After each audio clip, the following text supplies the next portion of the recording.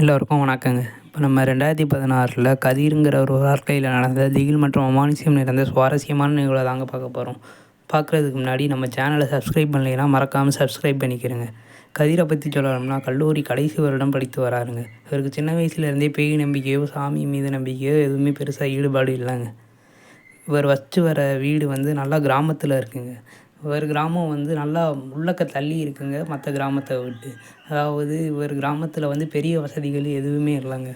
ஒரு டீ கடை, ஒரு மளிகை கடை மட்டும்தாங்க இருக்குது. மற்ற எந்த பொருள் வாங்கணும்னாலுமே இவர் கிராமத்தை விட்டு நல்லா டவுனுக்கு தாங்க போகணும். இந்த டவுனுக்கு போகணும்னா பஸ் வசதியும் பெருசாலாம் இல்லைங்க. இவர் கிராமத்துக்குள்ளே வர்றதுக்கு பஸ்ஸு டைமிங்க்கு மட்டும்தாங்க இருக்குது. அந்த பைபாஸுக்கு போனால் தாங்க டவுனுக்கு போய் சேர முடியும். இவர் கிராமத்துலேருந்து அந்த பைபாஸு ஒரு 3 கிலோமீட்டர் தொலைவில் இருக்குங்க.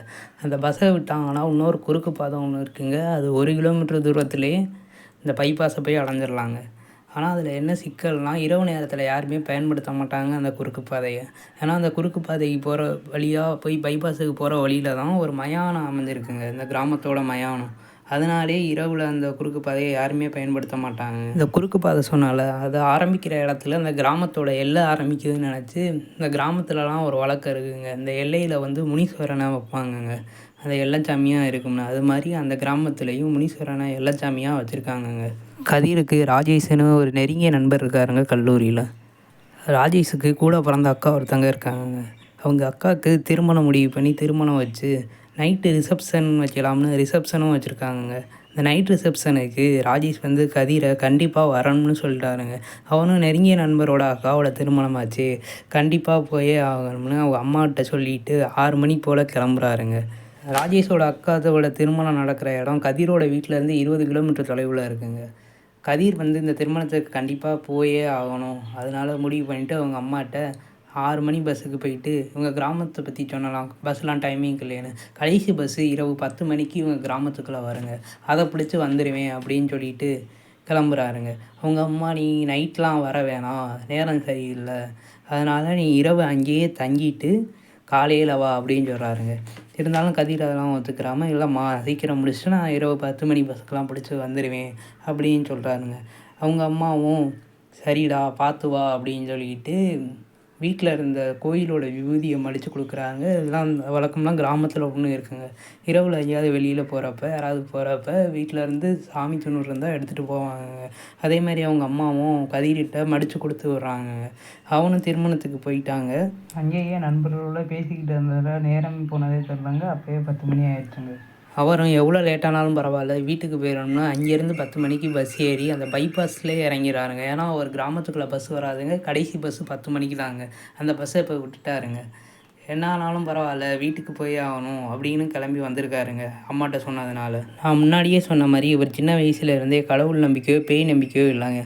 அதனால் தைரியமாக எதுக்கு இந்த ரோட்டில் 3 கிலோமீட்டர் சுற்றிக்கிட்டு போகணும், குறுக்கு பாதையில் போனால் ரொம்ப கிட்ட அப்படின்னு அந்த குறுக்கு பாதையை தேர்ந்தெடுத்து அந்த குறுக்கு பாதை வழியாக நடக்க ஆரம்பிக்கிறாருங்க கதிர். அவர் கொஞ்சம் தூரம் வரைக்கும் நடக்கிறாருங்க, எந்த பிரச்சனையும் இல்லைங்க. கொஞ்சம் தூரத்துலேயே அந்த மயானத்தை தாண்டுறாருங்க. திடீர்னு நாய் குலைக்கிற சத்தமாக கேட்குதுங்க.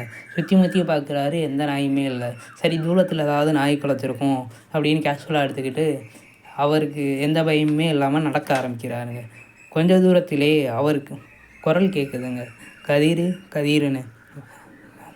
அந்த குரலை கூர்ந்து கேட்டால் அவங்க அம்மாவோட குரல் மாதிரியே இருக்குங்க. அவர் இந்த நேரத்தில் எதிராக அம்மாவோட குரல்னு சாக்காதி சுற்றி முற்றி பார்க்குறாருங்க. சுற்றி யாருமே இல்லைங்க. அது நம்ம மனப்பிரமையாக தான் இருக்குன்னு பெரிதுபடுத்தாமல் திருப்பி ஒரு 5-6 அடி எடுத்து வைக்கிறாருங்க. திருப்பி அதே மாதிரி குரல் கேட்குதுங்க, கதிர் கதிர்னு.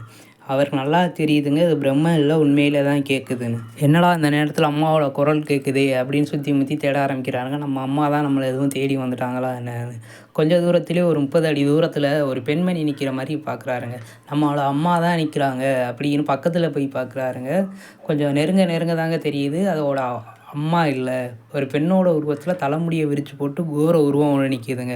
அதை பார்த்தோன்னே பயந்து போய் அவருக்கு பின்னாடி அப்படியே தடிக்கு கீழே விழுவுறாருங்க. நான் முன்னாடியே சொன்னேன் இல்லையா, வீட்டை விட்டு கிளம்பும்போது அவங்க அம்மா கதிர்கிட்ட இந்த பாதுகாப்புக்காண்டி திருநீரம் அடித்து கொடுத்துருக்காங்க. அது அவர் பாக்கெட்டில் இருந்ததுனால அந்த ஆன்மா அவரை நெருங்க பார்த்துருக்குங்க. அதனால் முடியலைங்க. அவர் கீழே விழுகும்போது எதிர்பாராத விதமாக அவருக்கே தெரியாமல் அவர் பாக்கெட்டில் இருந்த விபூதி கீழே விழுந்துருச்சுங்க. அதை அவர் நோட் பண்ணவே இல்லைங்க. பயத்தில் எந்திரிச்சு ஓட ஆரம்பிச்சிட்டாருங்க. கொஞ்சம் தூரம் ஓடவும் அவர் பின்னாடியே அந்த உருவமும் துரத்திக்கிட்டே வருதுங்க. அவர் பயத்தில் செய்வது அறியாது ஓடிக்கிட்டே இருக்காருங்க.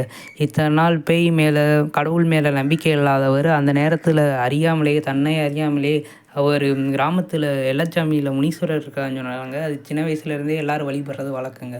அது அவரே அறியாமையே நினைவுக்கு வந்து முனீஸ்வரா என்னைய காப்பாற்று அப்படின்னு கத்துறாருங்க. முனீஸ்வரா என்னைய காப்பாற்று அப்படின்னு சொல்லிக்கிட்டே ஓடும்போதே தடுக்கி விழுந்துறாருங்க. விழுந்தோடனே அந்த உருவம் இவர் பின்னாடியே தாங்க துரத்திக்கிட்டு வருது. அதை பார்த்துட்டு பயத்தில் மயங்கியே விழுந்துறாருங்க. அவர் மயங்கி விழுந்தோடனே கொஞ்சம் நேரம் கழித்து ஒரு பெரியவர் வந்து அவரை எழுப்புறாருங்க. என்ன தம்பி இங்கே படுத்து கிடக்குறீங்கன்னு.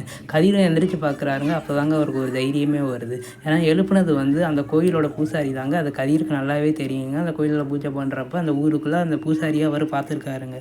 கதிரும் ஐயா இந்த மாதிரி வந்தேன், இந்த மாதிரி நடந்துச்சு, இந்த மாதிரி ஒரு உருவத்தை பார்த்தேன், எங்கள் அம்மா குரலில் இருந்துச்சு, என்னைய கூப்பிடுச்சு, அப்புறம் என்னைய துரத்துச்சு அப்படின்னு சொல்கிறாருங்க. அதுக்கு பூசாரி அதெல்லாம் ஒன்றும் இல்லை தம்பி, நீங்கள் உங்கள் மனப்பிரமையாக தான் இருக்கும், நீங்கள் பயப்படாதீங்க, வாங்க வீட்டுக்கு போகலாம் அப்படின்னு அவரை வீட்டுக்கும் கூட்டிகிட்டு போகிறாருங்க. அவரும் படுத்துறாரு. அந்த கோயில் பூசாரி கதிரோட வீடு வரைக்கும் பத்திரமா கூட்டிகிட்டு கொண்டு போய் விட்டு அவரும் போயிட்டாருங்க.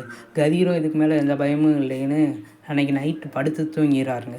காலையில் எழுந்திரிச்சோடனே அவங்க அம்மாட்ட சொல்கிறாருங்க நடந்த நிகழ்வெல்லாம். அவங்க அம்மா திட்டுறாங்கங்க. இதுக்கு தானே நான் போய் சொன்னேன், ஏன் நைட்டு வர, காலையில் வான்னு, பெரியவங்க சொல்கிறத எங்கே கேட்குற.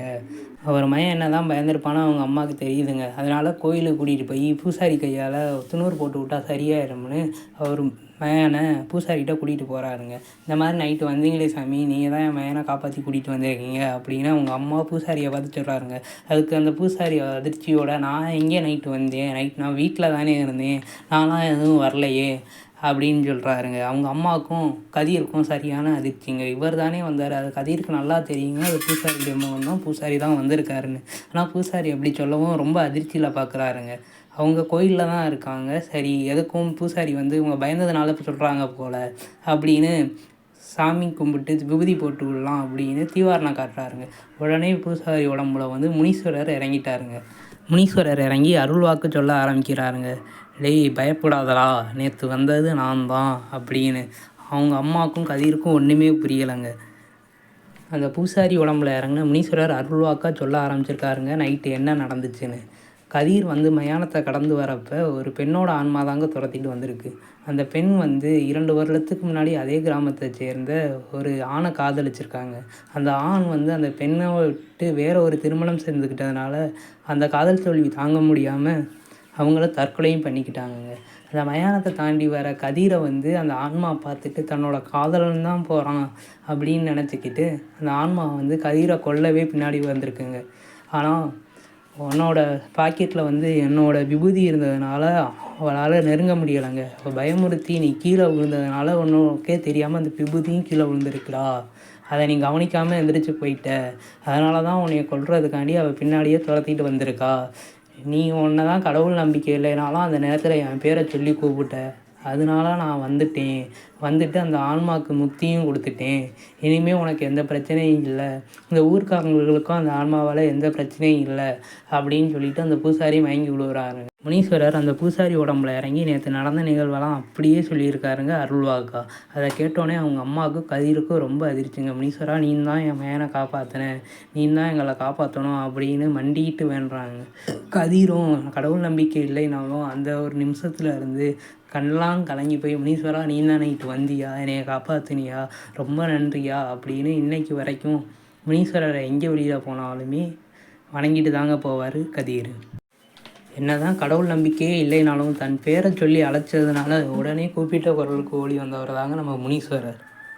இது மாதிரி உங்கள் வாழ்வில் நடந்த எதுனா அமானுஷ்ய நிகழ்வு இருந்தால் ஸ்க்ரீனில் தெரிகிற மெயில் ஐடிக்கு நீங்கள் அனுப்புங்க.